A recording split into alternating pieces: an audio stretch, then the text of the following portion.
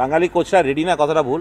মানে ক্রিকেটের বেসিক্যালি আমি বলি কোচিংয়ের একই ভাষা, যেটা ওরা বিদেশে বলে ভাষায় বলে, আমরা দেশি ভাষায় বলি। ডিফারেন্সটা হচ্ছে এটাই। আমি যদি কথাটা এইভাবে বলি যে ফরেন কোচটা কতটুকু রেডি, তারা যেই দেশে আসে তারা কতটুকু রেডি হয়ে আসে, তাদের এসে আপনি দেখেন তো একটা কোচ এসে বাংলাদেশকে অনেক উপরে নিয়ে চলে গেছে, এমন তাই না? ইস্টার্ন বার্সের পারফরমেন্স সেটা হঠাৎ যদি সালাউদ্দিন বাংলাদেশের জন্য আগামী 3 বছর চাকরি করে, তো ওর এরকম আপস অ্যান্ড ডাউনস পারফরমেন্স থাকতেই পারে।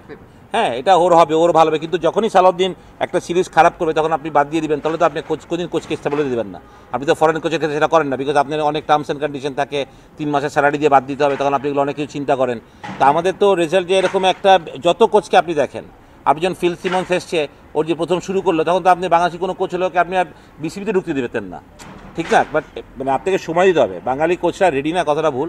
মানে ক্রিকেটের বেসিক্যালি আমি বলি কোচিংয়ের একই ভাষা, যেটা ওরা বিদেশে বলে ভাষায় বলে, আমরা দেশি ভাষায় বলি। ডিফারেন্সটা হচ্ছে এটাই।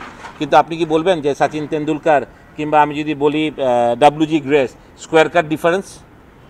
তো একই টেকনিকের খেলা, সুতরাং এটা দিয়ে কোনো প্রবলেম না। বলি আমাদের প্রবলেম হলো, আমাদের সেটা অনেক আগে থেকে আমি বলছি, আমি যখন বিসিবিতে চাকরিও করতাম, ইবনে সিরাজ আমালি স্যার তখন প্রেসিডেন্ট ছিলেন বলে, তখন আমি এটা বলেছিলাম যে আপনি আসলে রঙের ব্যবধানটা কমান, যে স্কিনের প্রবলেম, কারণ আপনি সাদা চামড়া হলেই ভালো কোচ হতে হবে বিদেশে বসে কথা বলে। হ্যাঁ, হয়তো বা থাকতে পারে, কিন্তু আজকে সালাউদ্দিনরা তো মানে যদি আমি বলি বাংলাদেশে অনেক কোচ আছে যারা এত এক্সপিরিয়েন্স, আর কেন পারবে না আমি এই কথাটাই বুঝতে কোনো সময় আমি সবসময় নারাজ ছিলাম। তাই বিলিভ যে একটা গুড স্টার্ট সালাউদ্দিনকে দিয়ে শুরু হয়েছে। হয়তো বা আশা করি যে সালাউদ্দিন তার কিছুটা হলেও ছাপ রাখতে পেরেছে এই ছোট্ট একটা সংক্ষিপ্ত ট্যুরে, বাট আমি মনে করি লং টার্ম হলে সালাউদ্দিন হয়তো বা টিমের প্রতি আরও বেশি এফেক্ট হবে, এবং আমরা ফিউচার আরও বেশি বাংলাদেশি কোচকে দেখতে পারবো।